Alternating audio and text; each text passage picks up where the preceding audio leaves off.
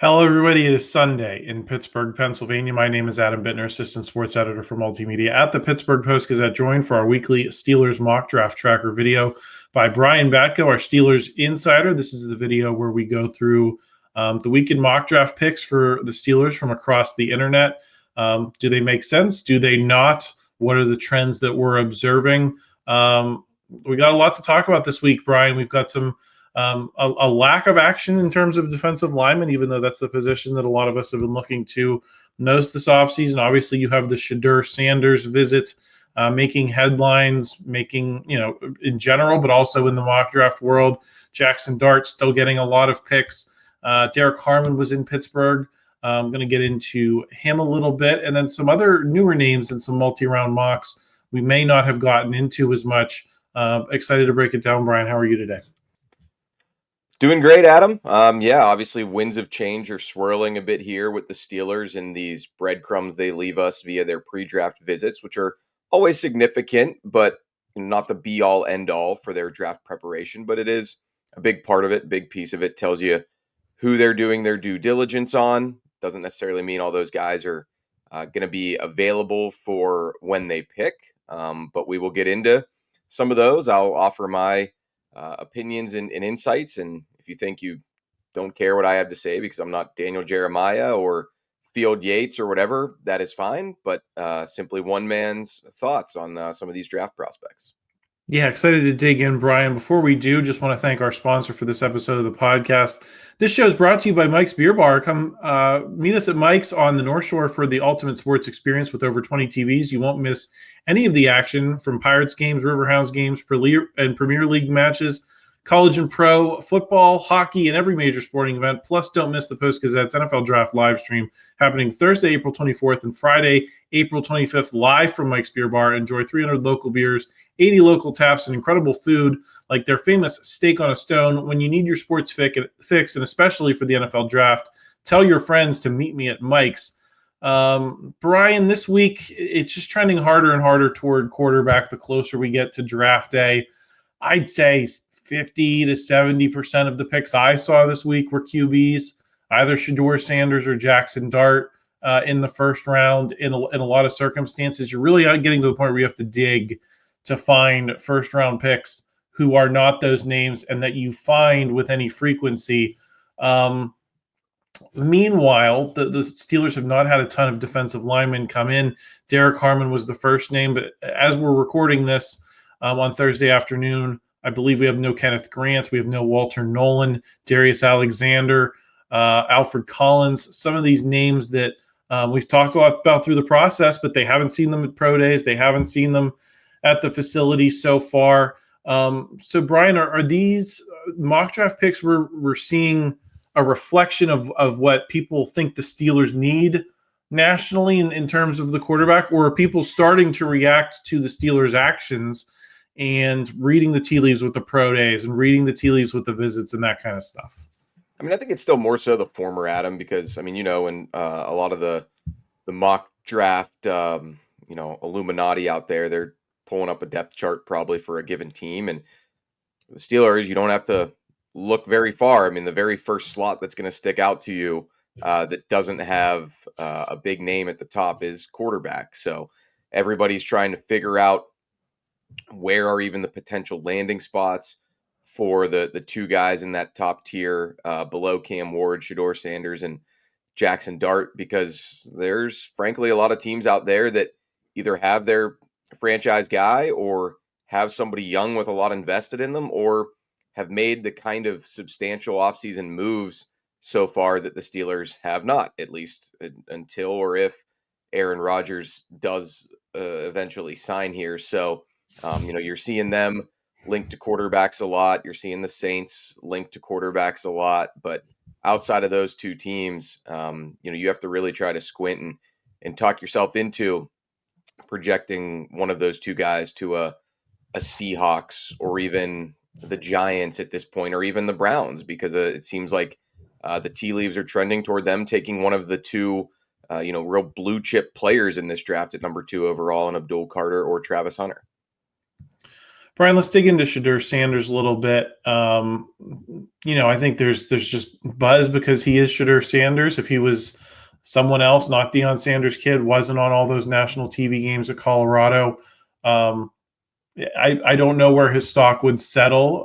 He comes from that blue blood stock with his dad. Where do you think he ultimately settles in this draft in terms of draft range?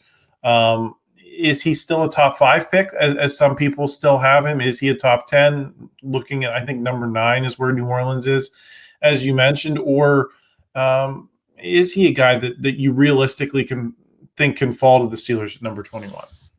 Well, it seems more realistic than it did, a few months ago or even a couple weeks ago. I mean, in full disclosure, when we started rolling out our draft big boards by position for the Post-Gazette and, trying to rank guys who, will realistically even be in range for the Steelers for them to consider.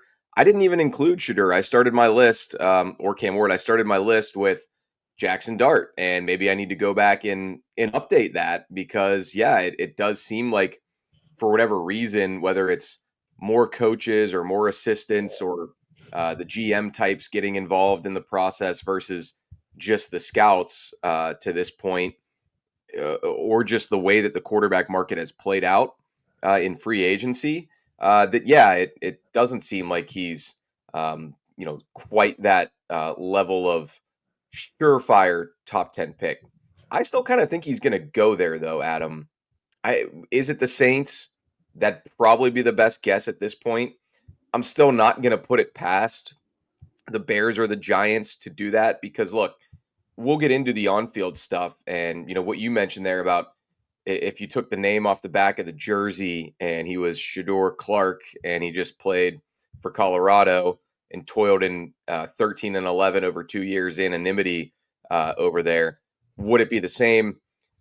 Maybe not, but you can't really separate his bloodlines from who he is. That's just such an integral piece of his story. And we know we've heard Mike Tomlin kind of talk about, when the Steelers draft players with NFL bloodlines or, brothers of players, there are environmental factors there that he values, the intangibles, that which you cannot coach or teach. And I think that is one of the appeals of Shedeur Sanders. He's got that DNA in him. He's going to sell tickets too. Let's not, for teams like the Browns and Giants that might need a spark of optimism or hope for their fan bases, even if not every fan loves the player or the pick, people are going to be curious to see it. People are going to be tuned in. He'll be under the microscope for better or worse. So it is pretty fascinating to see him connected more and more now to the Steelers by their own doing with having him in for a visit.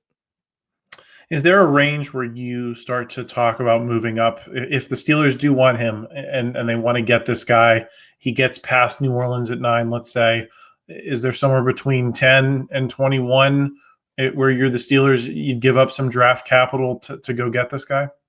Well, I don't know if you'd have to because I don't know how many teams in that range are even going to be seriously considering quarterbacks. A lot of those teams, they could have other suitors who might want to, move up. So you could be competing against the unknown. I've heard a lot of national draft analysts suggesting, if the Browns or Giants don't take him second or third, well, maybe they try to package future resources and assets and kind of double dip in the first round and still get him, have their cake and eat it too, with Carter/Hunter and then Shadur as the quarterback of the future.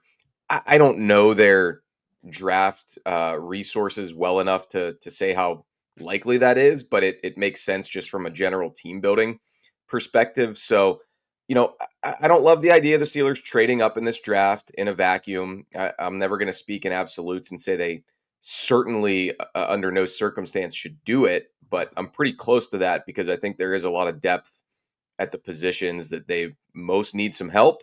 I think the strongest areas of this draft align nicely with their needs. And that, to me, speaks to a situation where the board is going to fall to Omar Khan and company pretty organically without having to really maneuver around and rob from your future stash to make a move in the present. Yeah, no, I can see that, but I think also some people would make the argument that if you're stockpiling the picks for a quarterback next year, you have the compensatory picks. Maybe you move, some of these picks for next season, knowing that you can backfill with the compensatory picks. Brian, how would you differentiate Dart and Shadur Sanders for people? Because they came from very different places. Of Shadur being a consensus top 5 pick going into this draft process, Jaxson Dart starting off as a second, even third round guy for a lot of people. And now they're getting talked about in the same vein. So when you look at those two guys, who do you prefer and why? If you're, coming at it from a Steelers perspective. I mean, even go back further than that. I mean, coming out of high school, Jaxson Dart was 4-star guy, like a top 100 player overall, let alone quarterback. And he starts his career at USC and looks like he's going to be the next big thing.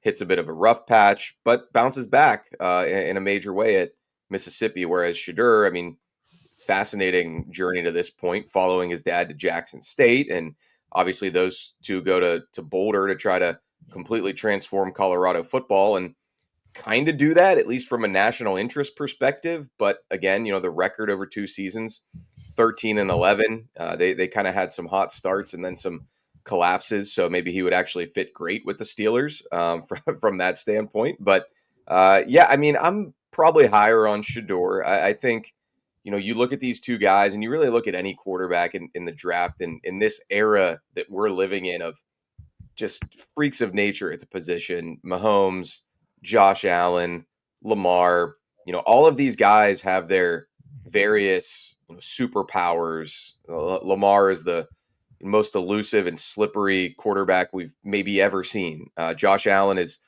humongous and has a rocket of an arm. Patrick Mahomes' arm talent and the creativity is second to none. Joe Burrow is one where you're kind of like, what is it? But I think it's the poise and accuracy that was on display in that LSU championship run.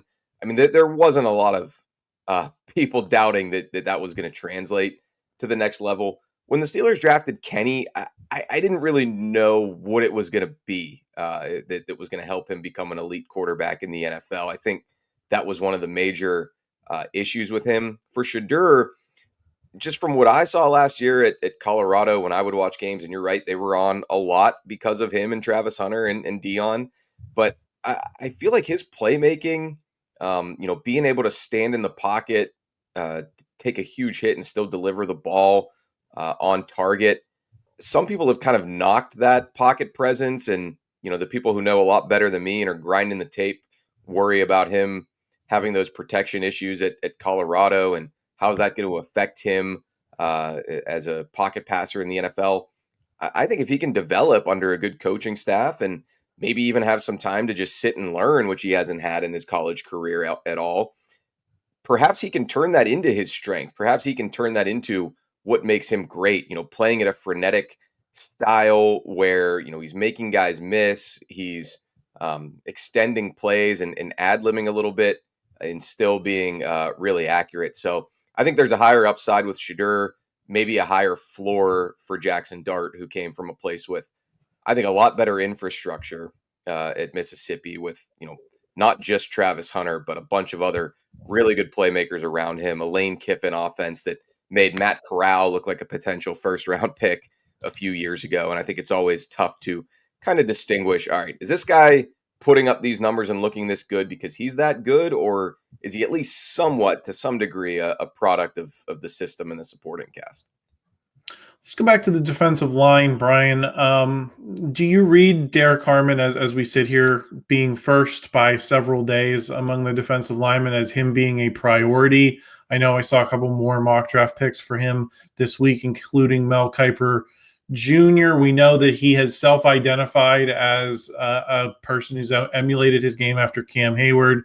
So that suggests that I feel like that's a coded statement of I'd love to be a Steeler. I'd love to be in exactly the seat that Cam Hayward is in 3 years and kind of pair with him for the next couple.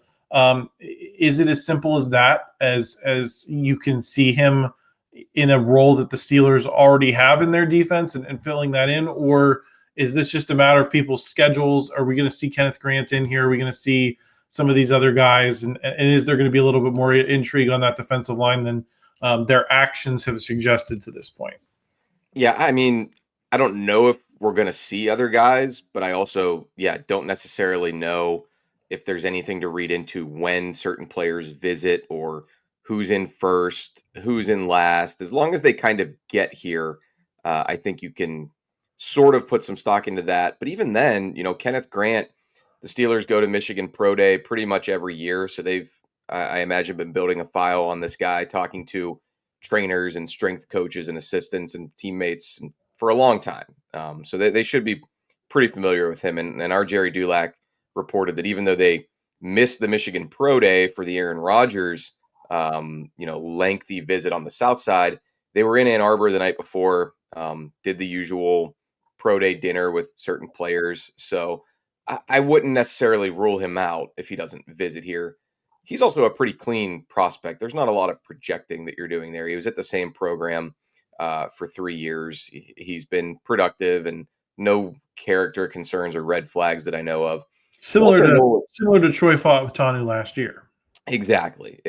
Walter Nolen from Mississippi is one that I would be a little skeptical if they don't bring him in, get to know him a little bit better, ask him why there are some anonymous scout rumblings out there about his motor and his just demeanor and comportment sometimes, especially in practice. That's like the nebulous stuff about him. The concrete stuff is that he did go to 4 different high schools. He transferred from Texas A&M to Mississippi. So I think it is sort of fair to wonder, like, why does this guy never stay very long in one place? Maybe it's no fault of his own, or maybe that is a somewhat of a disturbing trend. So I think he is just profiling as the type of guy who has a lot of ability, a lot of potential, former #1 recruit in the entire country, regardless of position coming out of high school. But why has the journey been this sort of rocky? I think any team that would be seriously considering him, especially one like the Steelers, who has used their first round visit so judiciously, it would be odd to me if they don't bring him in here and then still take him with that first round pick. Brian, what are the odds that they're looking at dealing back into the second round? Just the way, they're definitely paying attention to these quarterbacks. There's no way to dispute that. You're bringing these guys in here, but they have also stated their need on the defensive line all the way up to Art Rooney II, saying that they need to be better against the run. Look at the way they lost to the Ravens in the playoffs. You can't really argue with that statement. So, is there? I know you don't like trading up in the first round. Do you like trading back up into the second round, possibly using some of next year's capital to get that second round pick? So maybe you can get a quarterback and a defensive lineman that you like in those first 2 rounds, and then build the draft around the rest of your needs. I mean, hey, if you can find a taker who wants to do that for not a large sum of compensation going back the other way, then sure. I don't rule out anything in that regard. But I do still think, because there's so much depth on the D line, I think if you're Omar Khan, you've got a little bit of margin for error there if you do say want to take Jaxson Darter or Shadur Sanders. And I think they'd obviously only be doing that if they're really convicted on one or both of these QB prospects. And despite what Art Rooney II said after the season, I would hope that they learned something from the process of picking Kenny Pickett, that, hey, even if you think you're completely sold on a guy, maybe there's some other aspect of it that you need to look at. So if despite having that hindsight now, they still are all the way bought in and take one in the first round, then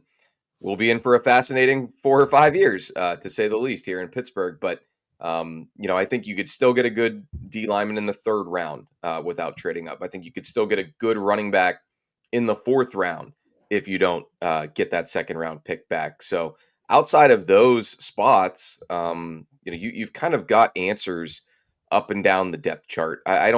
I think people get a little bit panicked sometimes come the draft. It's like, oh, this Steelers roster has so many holes, whereas there pretty much are starting caliber players everywhere. And that was always how Kevin Colbert would approach it, and what he would tell us publicly is we want to go into the draft every year feeling like we have 22 starters, at every position. Right, some years he said, I think maybe right now we feel like we have 21, and then they would still go sign a guy that week of the draft. So I think that is how the Steelers approach it. I think they've pretty much got that for the most part now. Like, your mileage may vary on Daniel Ikuale, friend of the show, as the nominal third defensive line starter behind Cam Hayward and Keanu Benton. Your mileage may vary on Beanie Bishop or Brandon Echols in the slot. Your mileage may vary on Mason Rudolph at quarterback, certainly, or even Jaylen Warren in the backfield. But all of those guys have been there, done that as NFL starters. So what I mean is the Steelers aren't really going to have to reach or get crazy aggressive and overpay because they've got X number of needs and Y number of draft picks to meet them. Yeah, and I think in some ways it's a balance of, do you want to address things now, or do you have the patience to wait for those compensatory draft picks next year when the draft is in Pittsburgh? You want to be hearing your name a lot. Is that, to what degree do they want to basically take picks from next season and appropriate them toward this coming season and still end up with a similar number of guys probably overall? That'll be interesting to see how that plays out. Brian, I want to get to my favorite mock of the week. It was Brian DiArdo of CBS. He had the Steelers going Emeka Egbuka in the first round. Will Howard. Brian DiArdo, that's our guy. We love Brian. Yeah. Brian all the time at training camp and a couple games a year. So shout out to Brian. Yeah, so he had them going Egbuka, Will Howard, then Ty Robinson in the fourth round, JJ Pegues in the sixth round, and in between Byshel Tootin, who is a Steelers visitor. I know Ray Fittipaldo likes him a lot. I want to start with Egbuka because I feel like I'm the only one that's still seeing it there. Sometimes with the receiver situation, you trade for DK Metcalf, and I think a lot of people say open and shut, they're done there.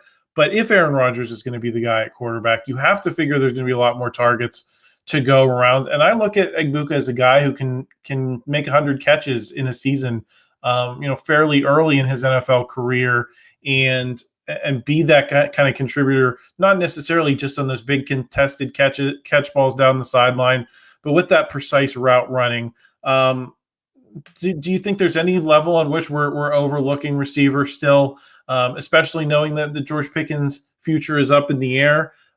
Is Emeka Egbuka a guy who makes you rethink the logic at all, or do you just look at it and say they've got their two guys on the outside for 2025 as of now, and it's pretty much that simple?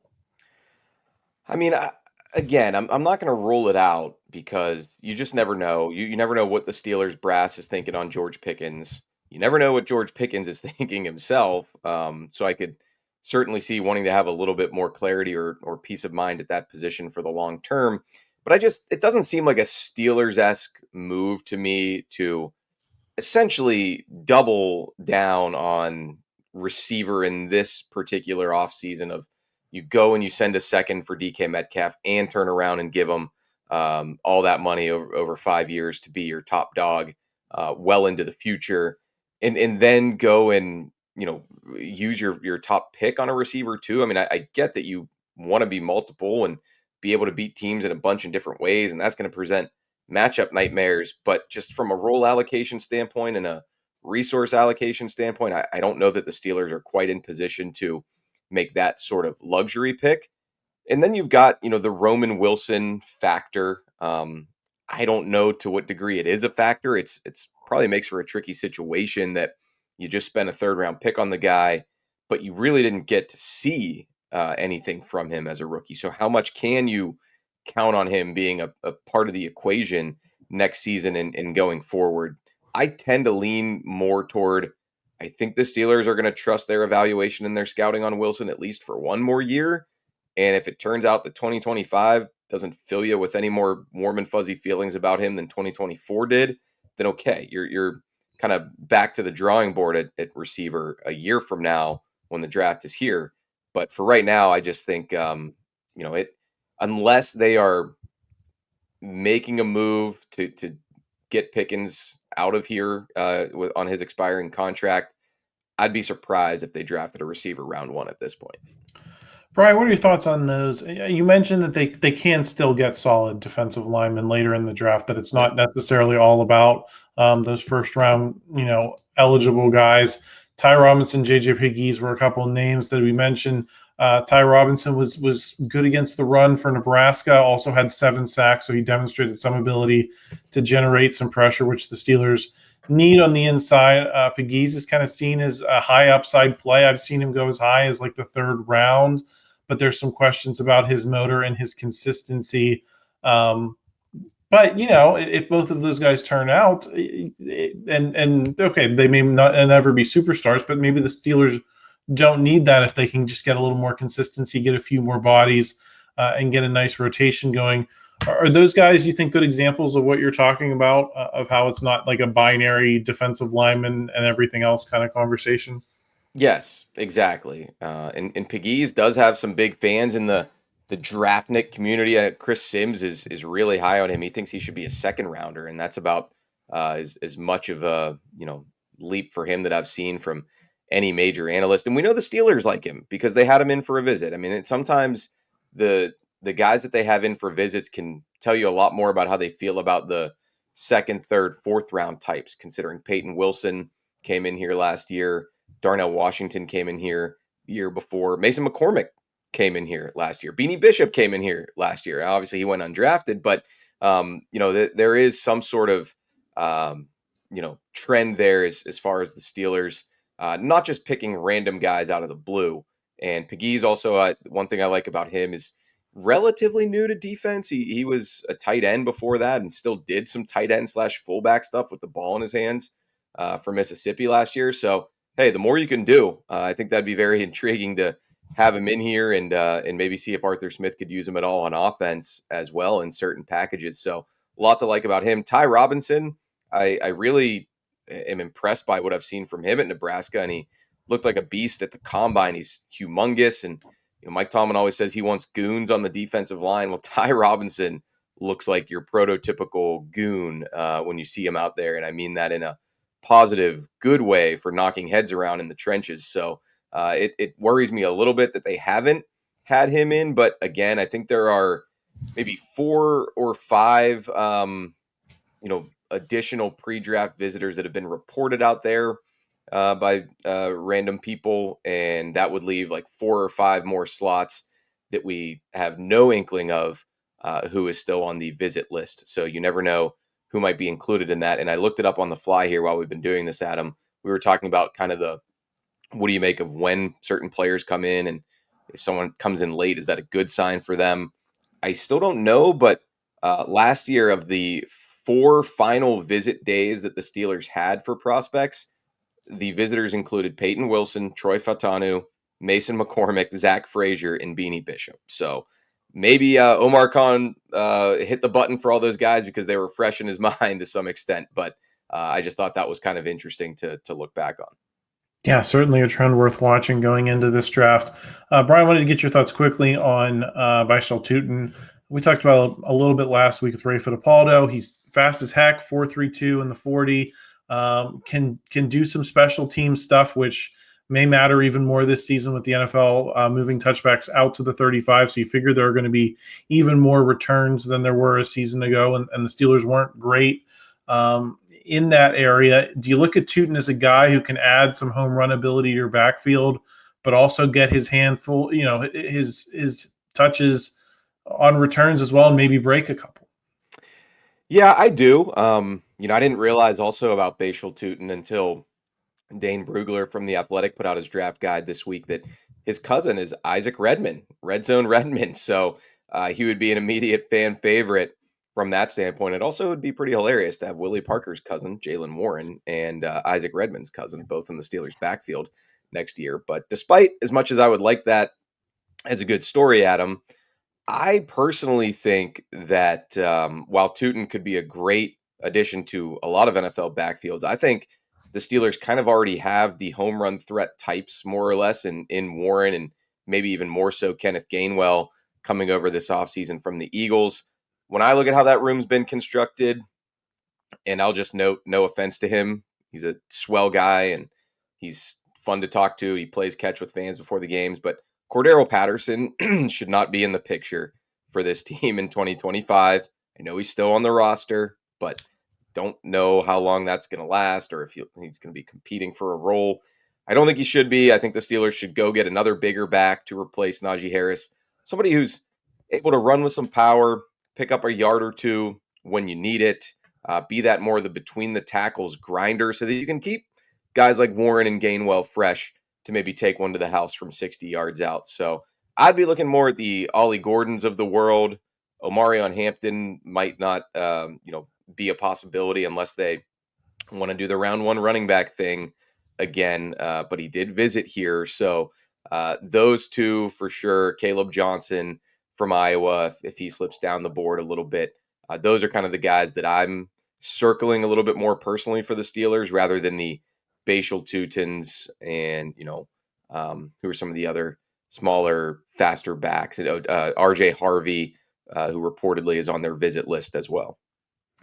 Yeah, Omarion Hampton's one of those for exactly the reasons you just said, Brian. He's one of those names that I think is sticky, even as we go, with such a high percentage of mock draft picks for quarterbacks.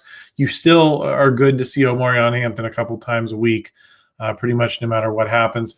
Brian, you sent me a Pro Football Network 7-round mock this week. I quickly wanted to get through some of these guys that stuck out to me from that. Maxwell Hairston, I believe, from Kentucky was the first round pick. They go back to the defensive back later, get Denzel Burke, who's pretty solid guy, but not great in man coverage, which the Steelers have been playing more and more of. And Devin Neal was the running back from Kansas that they ended up going with. Any of those names register with you in terms of potential Steelers picks?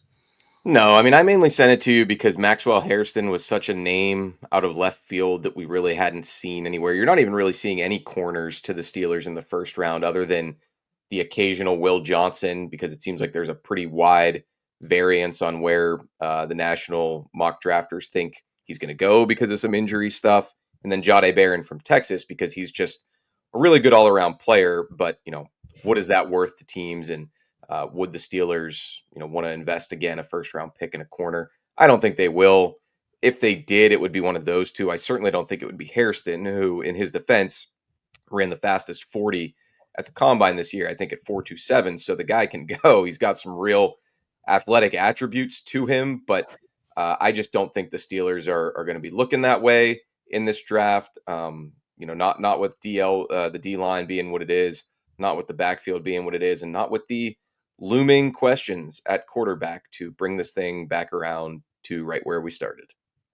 Yes, we'll be keeping an eye on that in the week ahead. Brian, thanks for joining me. I think this is the last one that we're doing at home. We'll be at Mike's Beer Bar next week, testing out our setup for the live show. So that's kind of exciting that this is the last one of these type of videos. And then 2 weeks from now, we will be, less than 2 weeks by the time this video goes live, we will be sitting around at Mike's Beer Bar chatting Steelers all night. So make sure you're subscribed to the channel so you don't miss any of our lead up into the NFL draft. Make sure you like this video if you enjoyed it.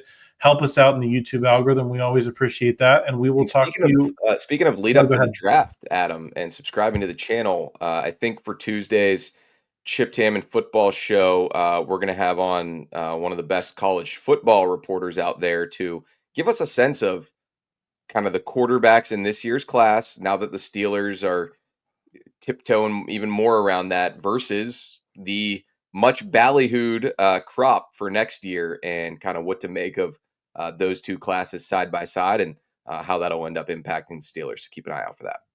That is what they call a tease in the business, folks. So subscribe, like the video, and we will talk to you again next week.